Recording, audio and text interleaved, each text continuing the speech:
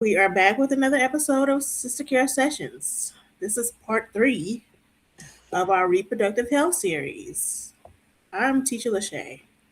I'm the founder and CEO of Sister Care Alliance, and I will turn it over to Beverly so she can reintroduce herself. Hey, I'm Beverly Hutcherson. I'm a reproductive biologist. I'm a doctoral student at the University of Wisconsin-Madison.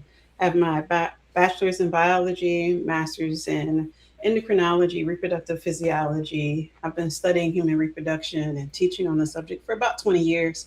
It's my favorite topic.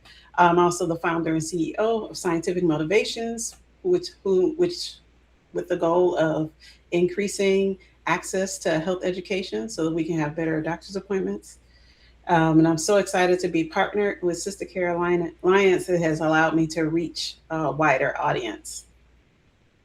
So I'm happy.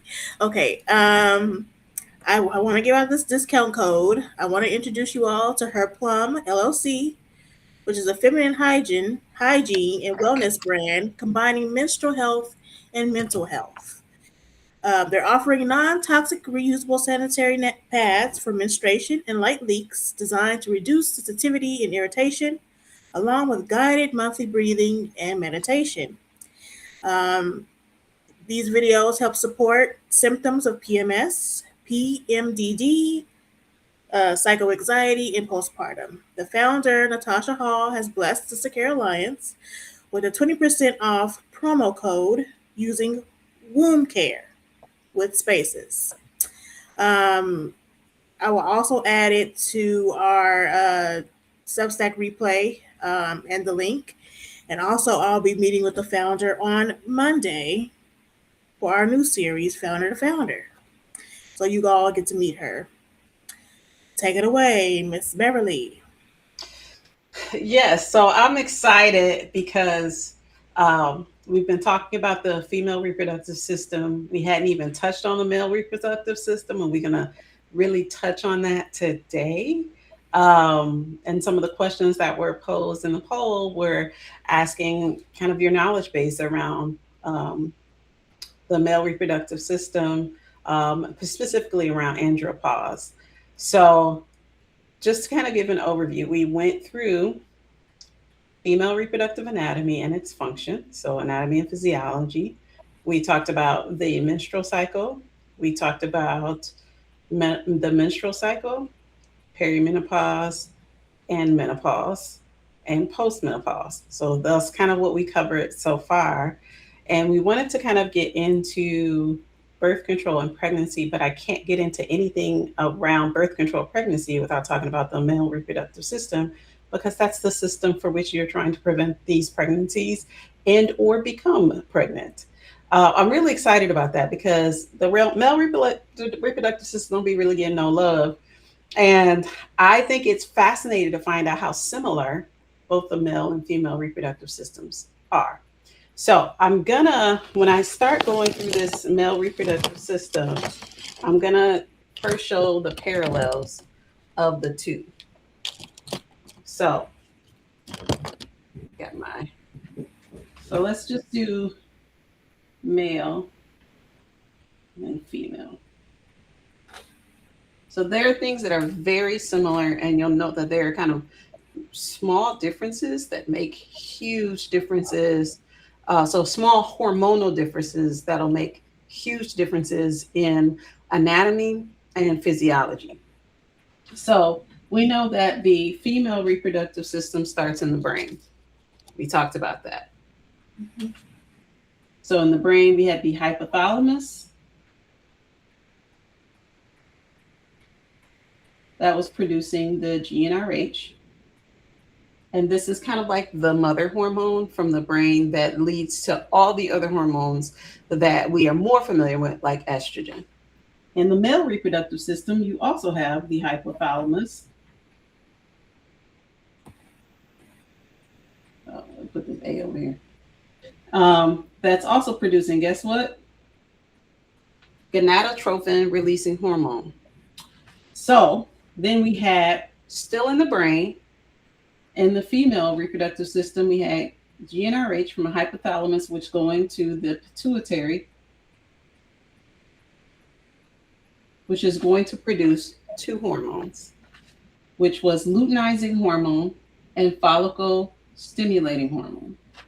In the male reproductive system, you have GnRH going to the pituitary, producing what? Luteinizing hormone and follicle stimulating hormone. Right? Very So similar. it's exactly the same. And I think that's really important to know because I think people just assume that, sorry, this my models are falling over. Um, I got so much stuff out right now. I could It's imagine. literally, um, okay, so people just assume that there's such a drastic difference. There isn't, and then we'll start getting into the notion of female reproductive hormones, male reproductive hormones, and guess what? It's all the same. They're not different hormones. The difference is the amount. So Ah, yeah, the amount. That's it. That's the difference. So okay, we try not to knock all my little models and stuff over. Okay, so where we begin to deviate, which really happens in embryonic life, right? So in the female reproductive system, we're gonna go here to the ovary. And in the ovary, we're going to have DHT to testosterone to estrogen. So that's our big hormone for one. We are for a female reproductive system, we are estrogen dominant, meaning that estrogen is our biggest final product in our reproductive system. In the male reproductive system, so if females are going to the ovary, where would the males be going? the testicles. Yeah, they're going to the testes, and Big they're going. E, Big E, and Big T. Yeah. So these two,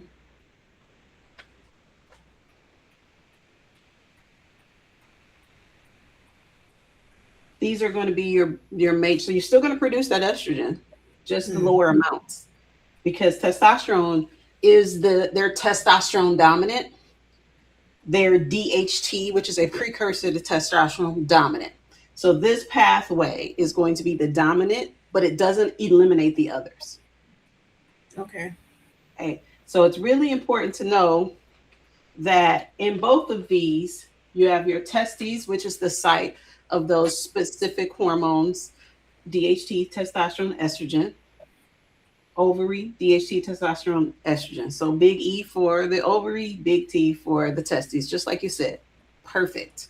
Absolutely perfect. Now, I'm going to show an image because I don't think a lot of people have had an opportunity. This is what was falling over, to really begin looking at how complex the male reproductive system is. But also notice, I'm going to put the female reproductive system up, how similar they look. All right, so this is the female reproductive system that I just put up. This is the male reproductive system. You see a lot of similarities, right? Mm-hmm. And that, in another session, when we talk about embryos, it'll all make sense. Mm-hmm. We got to the embryo. Again, a whole other session. So the male reproductive system is made up of a lot of things that are seemingly similar to the female reproductive system, but we're going to talk about those similarities and differences in the anatomy. So, here's my eraser. Any questions so far? Any questions, guys? I don't have any. I just noticed. I noticed that I feel like the female is just like an inverted version of the male. Bam! Wait till we get to embryogenesis. Y'all gonna be like, A whole lot of stuff gonna start making sense. So yes, the testes, the ovaries, both of them is balls, one on the inside, one on the outside. That's essentially what it is, right? So, but their function is drastically different. So let me Mhm. ask a question before I get into the anatomy. When we talked about the female and the follicles, remember that's a follicle is what's carrying the egg and producing the hormone. Were you born? Okay, Tabitha is Tabitha wilding. is she Wilding. Leo one. No, not yes and no, but we're gonna get to that. We're gonna get to the clitoris and the penis there. Yes and no. So we talked about the follicles, which were the things that we were born with if you had ovaries. Hmm. And those are the things that could become offspring. For the testicles, the product that could lead to offspring is what? So it's not an egg, it's Sperm. yes. I'm pull my little model out because I got them both. Okay. So you got the Oh, sperm I and you have love the egg. those. Yes. This is my crew. See the pink and the blue? Female, male. So this is important because we are born with our eggs. Our males born with their sperm. I Tabitha. would say I love her. Um, yeah. No, What? No. they're not. And this is where we start deviating. So sperm does not become a product in the testes until puberty. Get out. Yes. So males are infertile until puberty and for the rest of their lives, unless there's some kind of medical condition or surgery. When females are born with all the eggs they're going to get, although some new science is suggesting otherwise, but they just published that last week. But as we currently understand it, we are born with all the eggs that we're going to have, and we will run through them throughout our life and hit menopause. Males do not reach a point of infertility. They also don't start producing sperm until puberty. So is that why they could be having kids at like 60?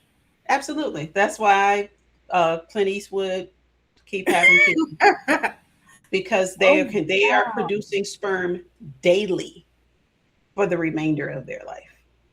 Now we talked about um, the female being born with 300,000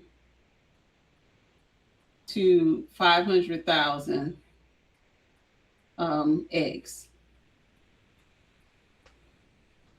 which seems like a lot. Mhm. Mhm. But sperm, on average, in one day,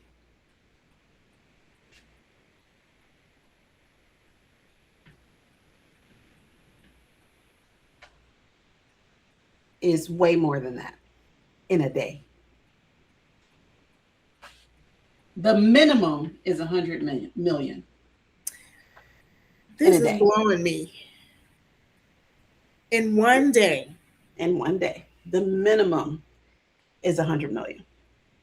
Okay, so like in the I know we stated like in the women, we of course we're not going to use all of them, right? Like you mentioned. So the ones that the males don't use, is it dispersed throughout the body like the woman's estrogen is? I get what you're, but they're two different functions. Okay. So remember, the eggs are encased in that follicle. Okay.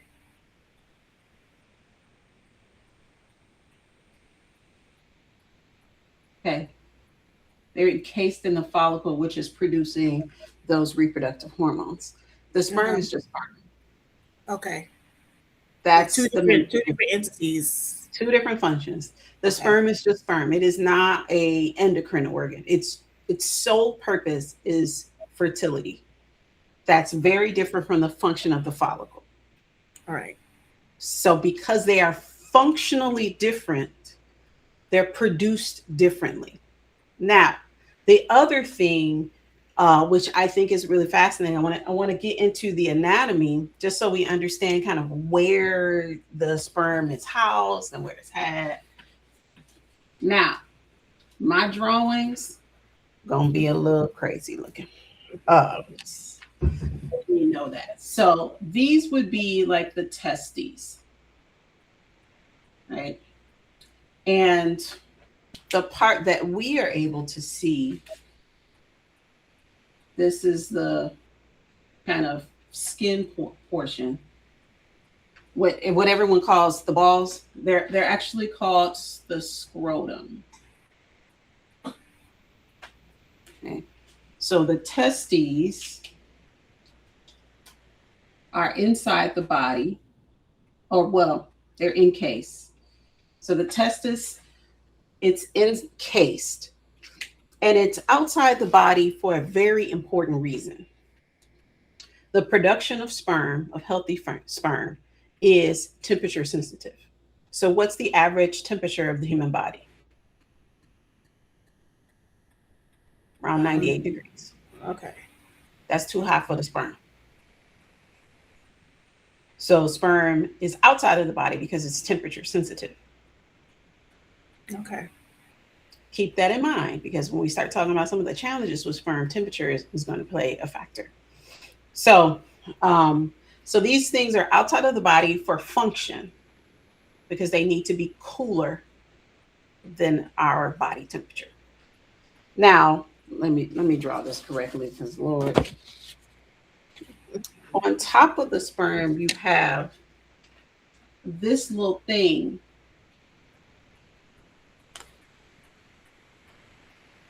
right here.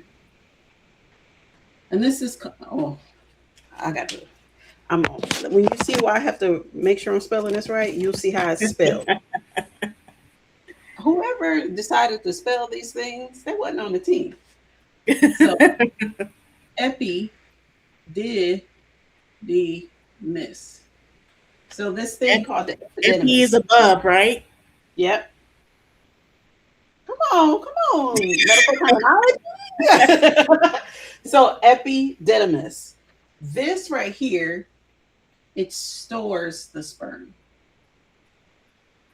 Okay. It doesn't produce it, it just stores it. Your sperm is going to be produced in the testes. Okay.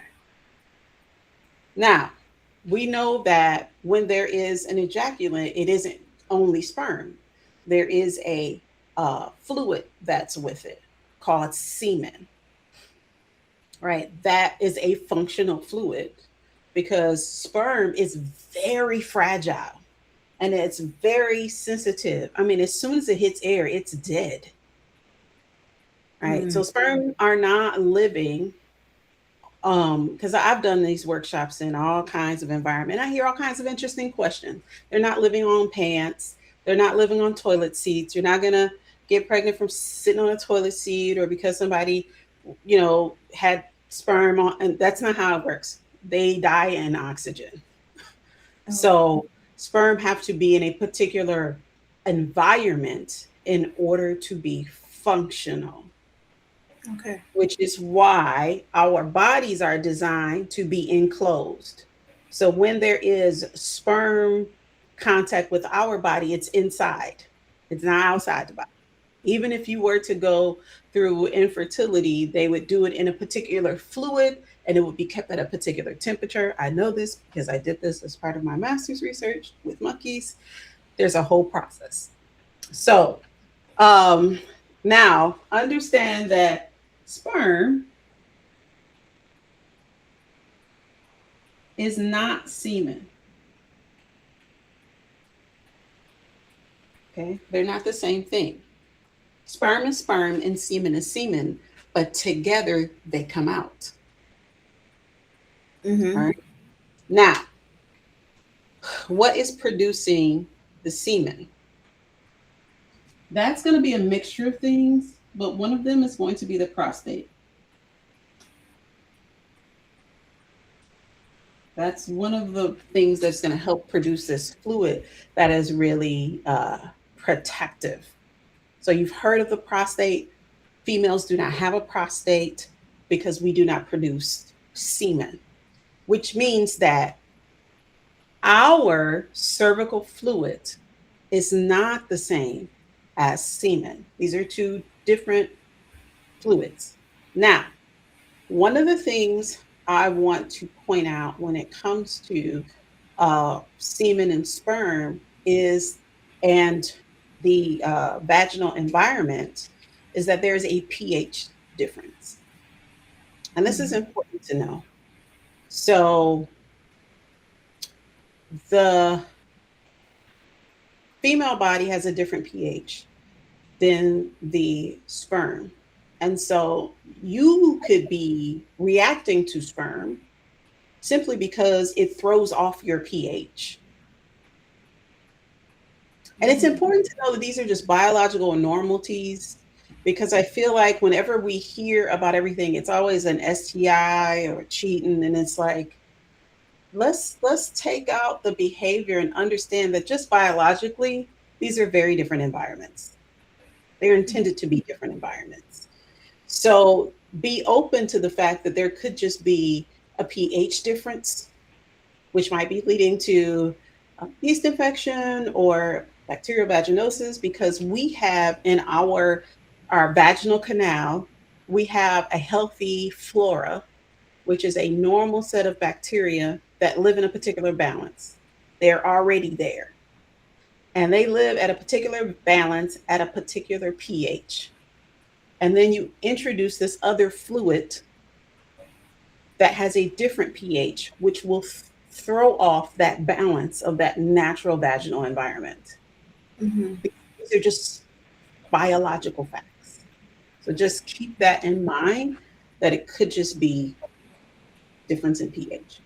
All right. So understanding that sperm and semen are different things, but sperm needs semen in order to move forward. It is the fluid that allows it to flow.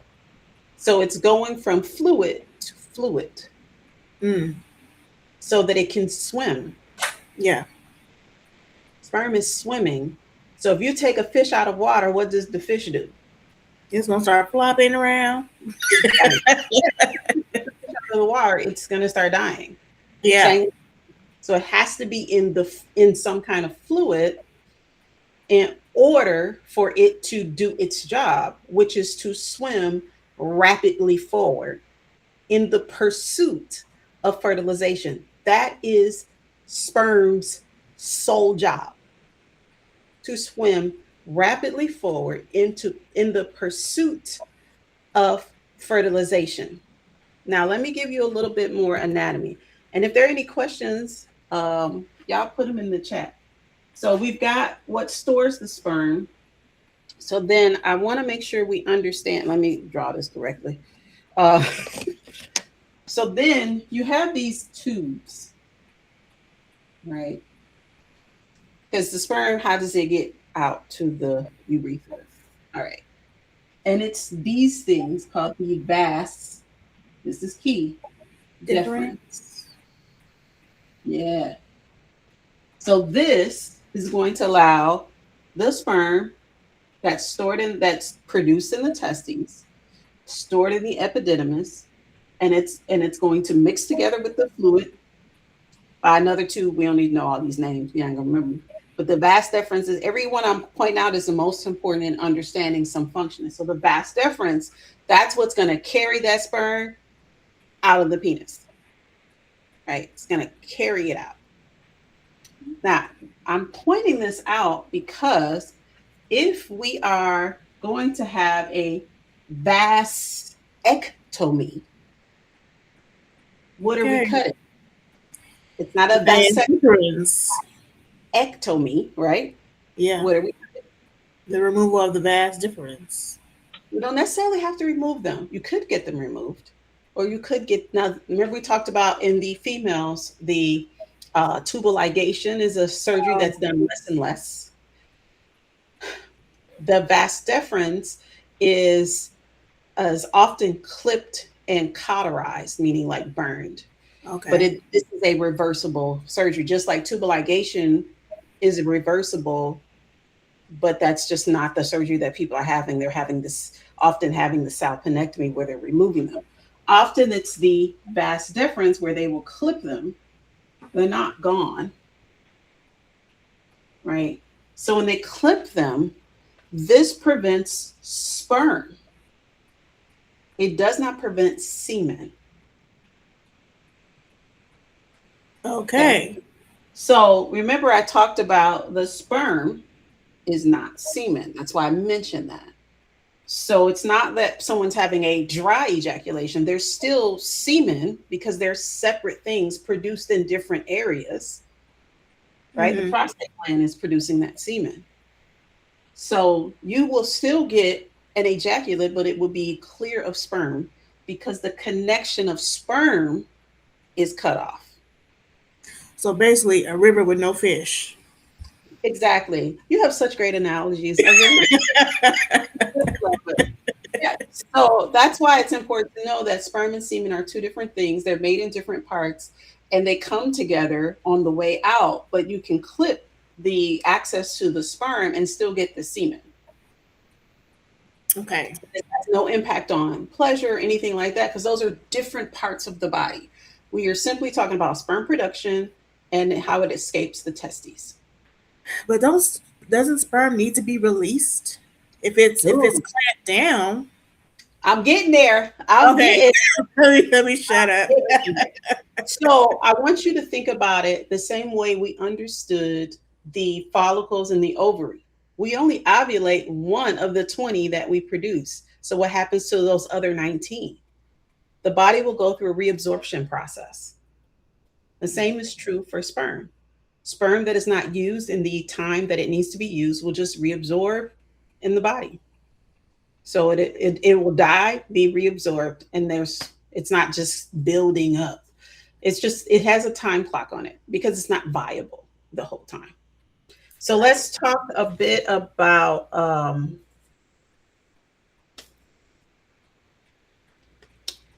good quality sperm. So you may have heard people. So when we talk about infertility, this is a fun fact that I love people to have.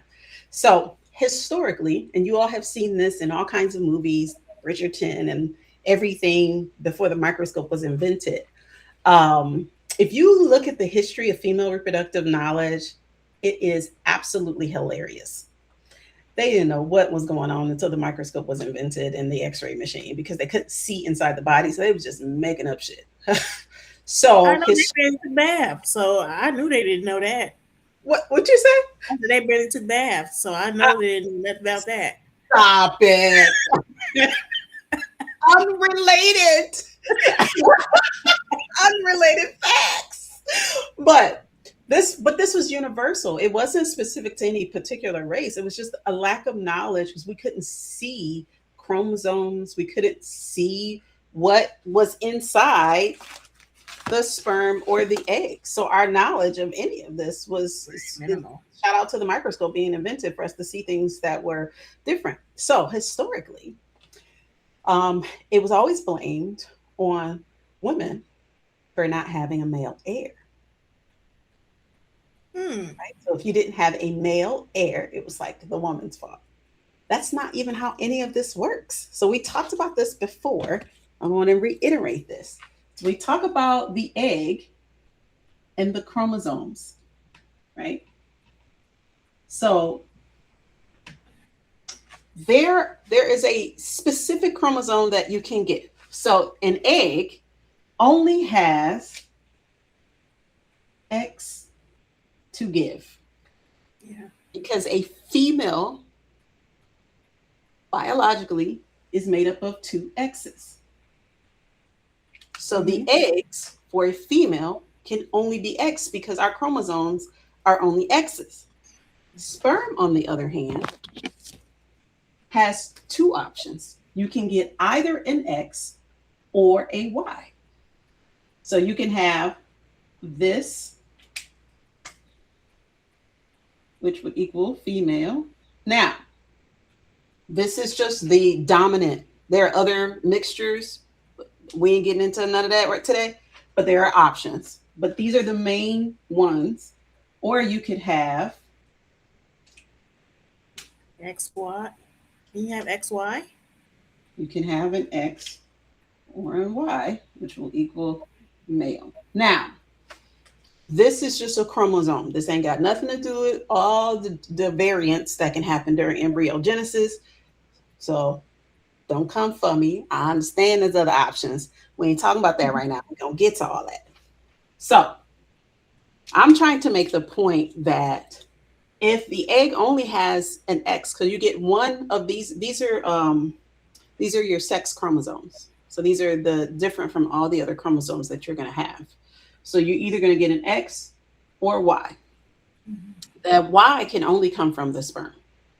So that means that if you're getting females, who giving this other X? The males. It's their fault. They've been doing it the whole time. They be wanting their boy so bad. Right, it's your sperm. I can only give my part. Yeah. So when you think about sperm, each one of these will carry one sex chromosome. And we just talked about how there are, in a day, a minimum of 1 million being made. So you don't know which one is going to reach the egg. It is a gamble. There is no such thing, please, y'all. There's no such thing as a position. These are all lies. That's not how this works. It is random. There's nothing you can do outside of going to a fertility clinic and selecting for it. But there's no manipulation on your part that's going to move this forward. So let's dispel these myths, because in an average ejaculate, let me get my numbers correct. In an average ejaculate, just one, there are 40 million to 300 million sperm in one ejaculation. You can't pick which one got the X or the Y. You don't know. Right. So there's no selection happening here.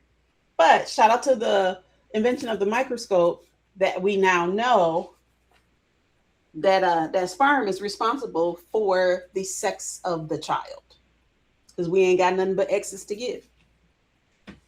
Now, I just want to point out the time. I see it. I'm like, all this other stuff, because like I gotta give the male anatomy its due, because it's critical in understanding. Now, I want to ask you all, put it in the chat, if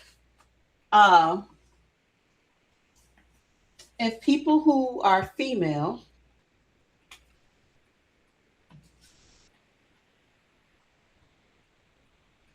okay, what kind of doctor do they see for their reproductive health? What's the title of the doctor? Gynecologist, right? Yes, so a gynecologist. Or you might see OB/GYN. This one, the obstetrics part of it, that's for babies. Mm-hmm. The GYN part is just reproductive care. So understand, we say it all together all the time, but those are two different functions.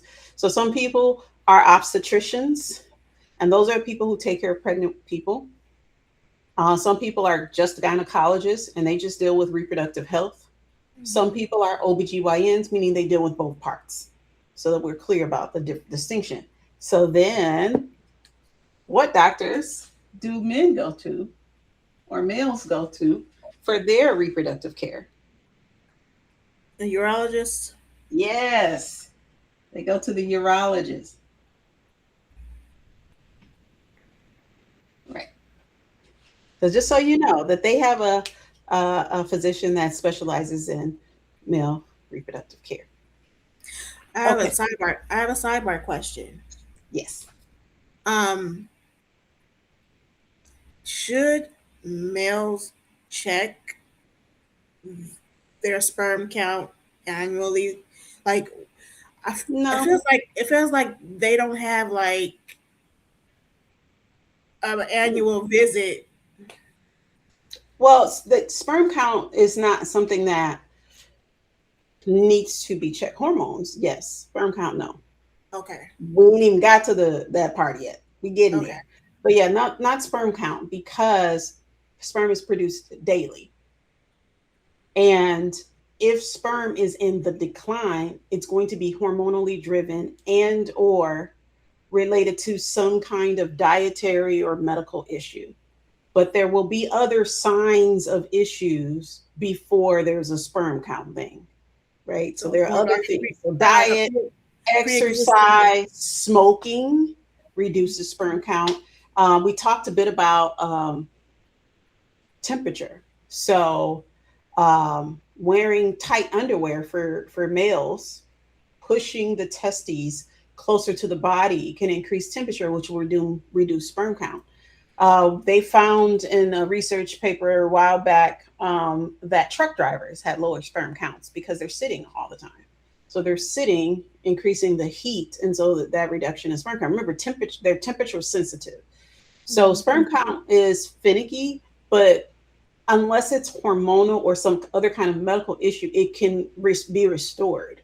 So and we can get to those pieces of things, but um, let's talk about sperm quality. So one of the things I did when we were kind of doing our experiments um, is we we had this machine called the ejaculator. So I work with monkeys and human material, and so primates. We are primates. We are humans, but we are primates, and so primates include other kind of animals. And so we had non-human primates, so the rhesus macaque.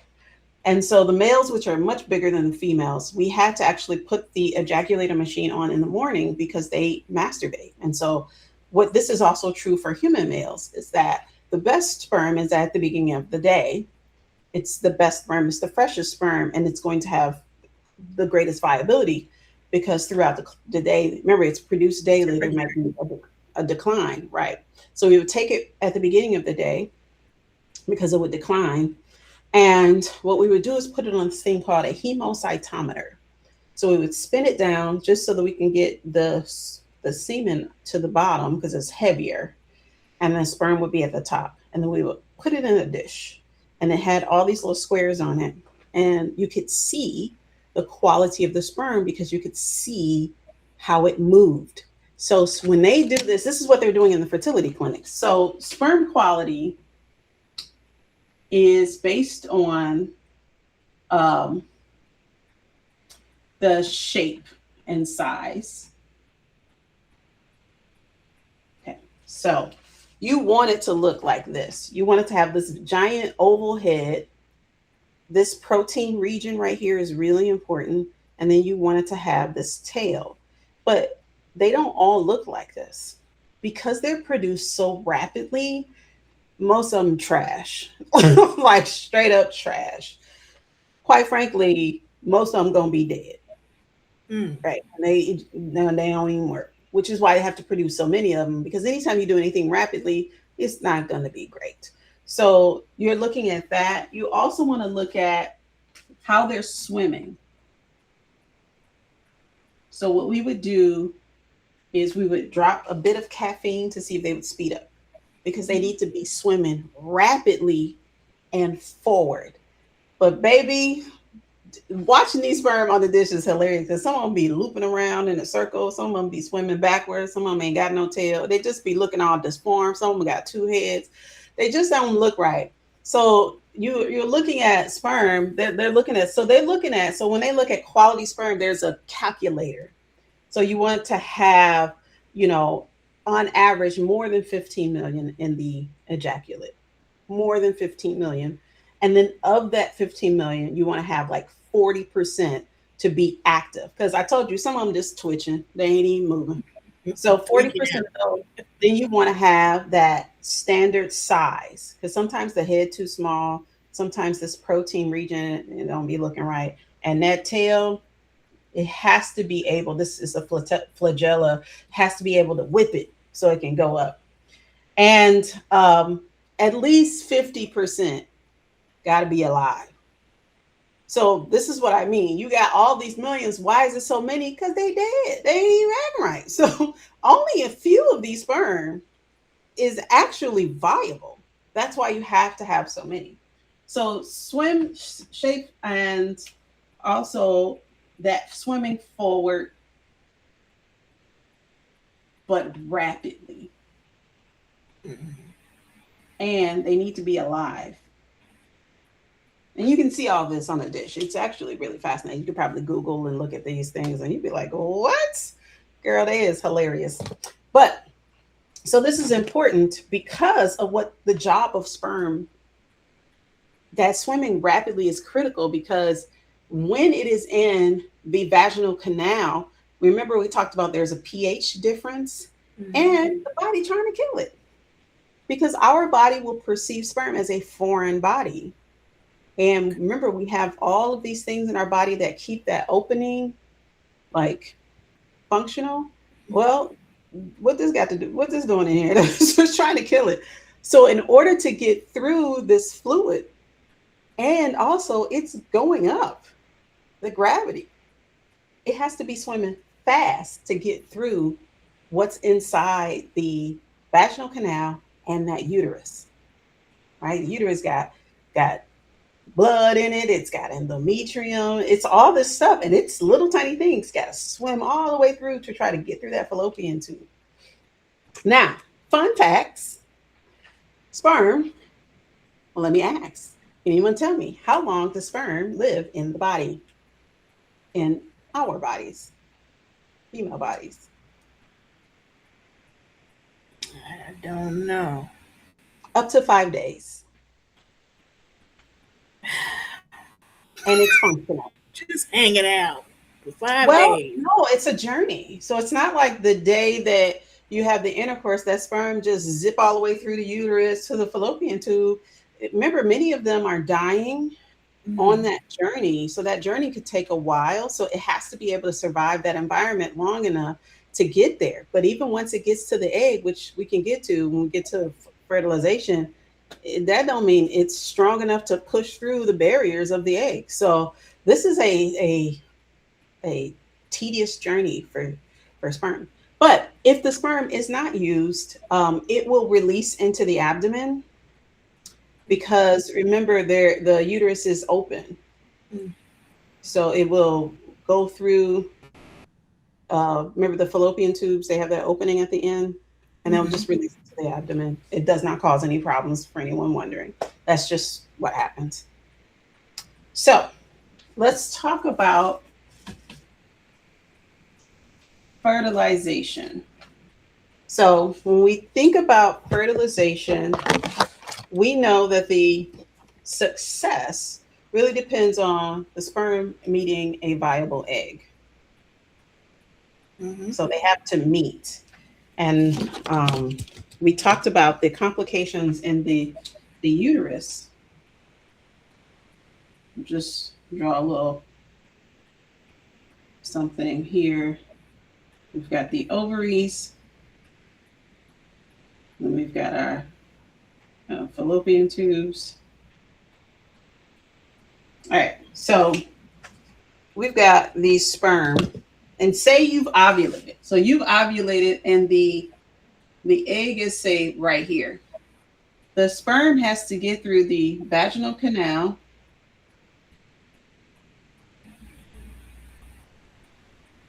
It has to get through the uterus. And it has to go in the right direction. So many of the sperm, so many of them are not going to make it past the vaginal canal. They're dead. Some of them are going to go to the uterus, but where's the egg? Is it in the middle? No. It's all the way over here. Some of the sperm's going to go over here. They're not going to turn around. So you might get the right direction. So this is why you need so many, because the journey itself, right? Remember, I told you if they're just going to go out into the abdomen because wrong direction, they can't go back in. So that's it. So then let's say you've made it to the egg. So let's say we got an egg, and then there's something really special about the egg.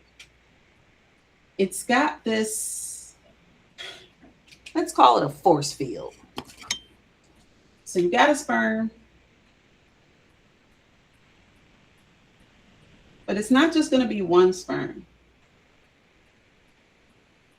There are going to be multiple sperms that are going to get here. All of these are not going to make it through. So they've got to burrow through. So it's a race the whole time. And one's going to get through. And what's really cool about how the egg works. So this guy got through, right? So he's through. And then the egg is going to create this kind of force field. It's called the acrosome reaction. Acrosome reaction. No other sperm can get through now. Just the one. Because remember, X, X, X, Y. Now, there are rare cases where something else gets through that egg. That's not a viable fertilization. It's not going to happen, right? So now you have this. The rest of these can't get through.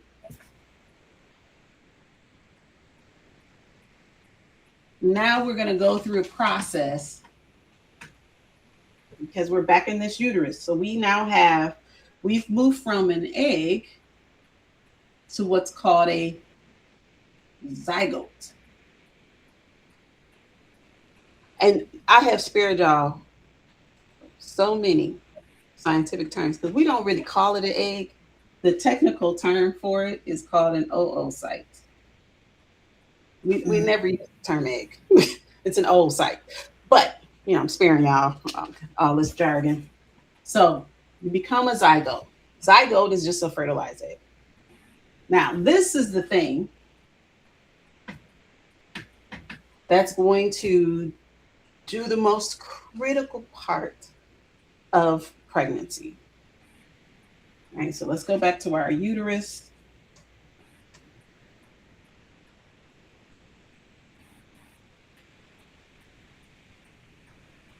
All right, so our zygote, it has to do this thing called implantation.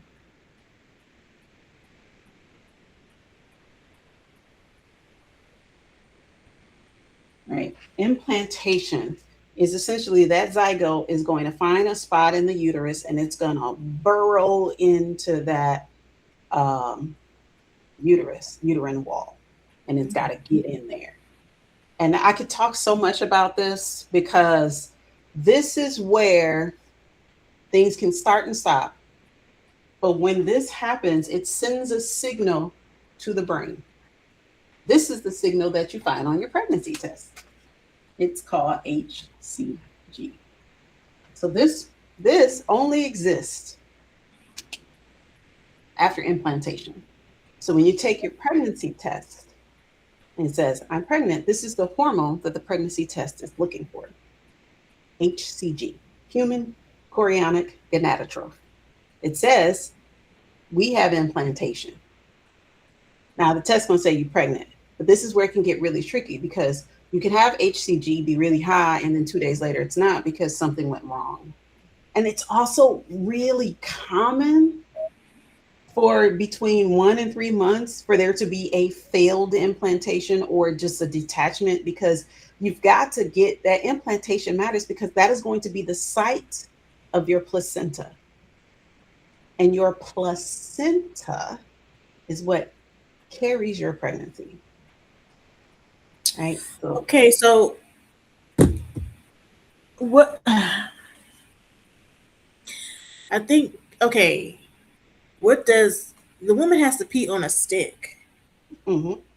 So is there any correlation between that area and, I mean, why does it have to, why is that the only way? It's not the only way. It's the way you can do it at home, because in your doctor's office to confirm pregnancy, they'll do a blood test. It's blood test. Okay. So the hormone becomes present in your body. Remember, we talked about hormones are carried through the blood, but this Yes. hormone is also going to be present in your urine. Okay. That's not true for every hormone, but this hormone is detectable in urine. Got it. It's not true for all, but this Okay. one is. And so this is a great way for you to figure this out. So your test has to be confirmed by blood test at your doctor's office, Mm-hmm. because your test could be positive and say you have a doctor's appointment 2 weeks later and things have detached. So Mm-hmm. implantation is what your pregnancy test is detecting. This hormone is saying, hey, because human human chorionic gonadotroph is telling your body we've got to shift our hormone function, because in order to maintain your pregnancy, we talked about the dominant protein, the dominant hormone in the menstrual cycle. Well, in order to maintain your pregnancy, progesterone has to increase drastically, and it has to be maintained for the entire pregnancy. Progesterone, so it has to be maintained, because this is what the placenta is going to help maintain it, right? So looking at the time, we didn't even got time to go into like I know. we at the end. So we're gonna have to pick it up at pregnancy, because part of what happens in your menstrual cycle is this peak in progesterone that will decline if there's no fertilization. But if there is fertilization, there's this thing called the corpus luteum that will remain throughout your pregnancy. So progesterone is key. It's key to maintaining that pregnancy. It has to stay high. So there's so many things that can go wrong early on, which is why you maybe were pregnant for a period of time and then it didn't. It's because there's just this complicated interplay of your uterus, a placenta growing, and the maintaining that corpus luteum, maintaining that progesterone. So it's like there's just so many things that need to happen in order for it to be viable. So all of us who are here, we've survived this very complex journey. Um, We fought the we good even fight. got to what we supposed to be talking about. Birth Birth control and control. We even pregnancy. got to that. That's why I'm But no, like, huh? I think this is very important because I think society has always put pregnancy on the women.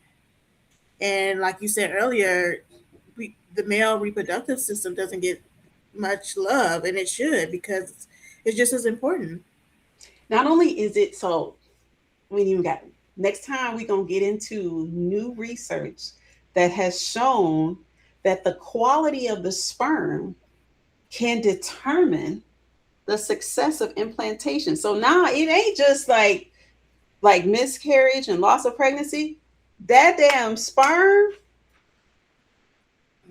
I told you they'd be raggedy. Like that sperm is a key factor, but this is all like hot off the press, because again, for centuries, female bodied individuals have been blamed for miscarriage, have been responsible for birth control. But now that we're actually looking into the role that sperm plays in the success of the pregnancy, the quality of the pregnancy, even the complications you might get from the pregnancy, this is all like brand new research in the last like 5-10 years. So Wow. it's so much more than we have ever investigated to even know the interplay that's happening between the messages that sperm is giving and the material and the quality of it. And we haven't even gotten into like, oh, the quiz question. Andrew, pause. Let me go through that real quick. And it's real quick. Okay, so we know that female bodied individuals will go through menopause, right? and that's going to be majorly a decrease in estrogen and maybe an increase in testosterone, Mhm. right? Because we know that in the body, in both of them, we talked about big E. Um, in males, they will go through what's called andropause. That is a decrease in testosterone. And both of these start around the same, so approximately 35 to 40, which is similar to menopause, where you have about 35 to 40 when you start having this decrease. Here's the major difference. For menopause, this equals infertility. At the end, menopause, you are no longer fertile. That's not the case for this. Still fertile. However, what they will experience, which is very similar, increased depression, mood difficulties, increase um, fat, abdominal fat. So that's very similar to females. Um, Reduced strength, they get weaker. They will have reduced sperm quality and count, but still not to zero. So they will have reduced sex drive and increased erectile dysfunction because testosterone is what's managing those things. So for Mhm. us, we might have a reduced sex drive and we might have vaginal dryness. So they're similar but different because males will go through andropause, but it doesn't mean a cessation in fertility. For us, menopause means we are not fertile. And but the symptoms of both are very similar. And for both of these, hormone replacement therapy is key. So when males begin going through andropause, they can replace testosterone and then return what was lost. We can replace estrogen, testosterone, and progesterone and return to a certain degree what we are losing.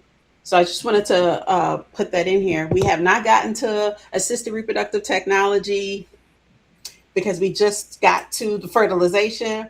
But I hope for all of you who are listening and have been listening, this is how complex it is. It's not easy to go through when you're giving the real like information. Like I've been studying this for 20 years and we Mhm. continue to learn more. Okay. Any key takeaways that you want to share? Number one, also learn male reproductive information and learn it from the appropriate source because the average information out there is lies and myths, right? Understand the function of sperm, how long it lasts in the body, up to 5 days. Understand that males around 35 will go through andropause and you will see many side effects. Historically, they called it like the midlife crisis. A lot of that has to do with a decrease in testosterone and the role that it plays in depression and functionality. But there's treatment for all of these things. Um, Understand that pregnancy is signified by the human chorionic gonadotroph hormone, HCG, which is what is detected in urine when you take a pregnancy test. That is what the test is looking for, but that is not the end of the story. To confirm it, a physician will run a blood test because your hormones are transported through your blood to confirm that. What we will get into later are some of the challenges of maintaining pregnancy, progesterone being a key factor in maintaining a pregnancy, and placental implantation, which is a key factor in complications like preeclampsia, which we'll get to. So, those are some takeaways. All right. As always, replays will be posted tomorrow, next day. They'll also be posted on YouTube next day. Um, we will be preparing for another part because this is a very long story. We have to get through this. Um, I also wanted to mention I did create a Sister Cares part of the newsletter, which was inspired by Miss Beverly herself. She gave me the idea. So, any questions, concerns you may have, it's only available for paid members. You can drop them in the chat, and if I don't know it, we'll figure it out together. um, but that is always option two as well. Thank you so much for all of your knowledge, and I learn something new every day from you. So I can't Thank you. wait for the It's such next a pleasure. one. I can't Y'all wait don't for the understand how excited I get to talk about this stuff because I think the way I'm doing this really takes away some of that stigma because what we've not talked about in all of this is intercourse. And I'm hoping that I'm demonstrating that reproductive health education is inclusive of sex ed, but if we focus on that, we missing all this other important stuff. Especially if you're raising sons, if you have men in your life, you also need to understand information about their well-being as well. All right. Thank you all for joining. The 10 of you, y'all stayed long and strong. I hope y'all took notes. If not, there's the replay. So I guess we'll see each other in what, 2 weeks? 2 weeks. All right. Thank you guys. Bye bye.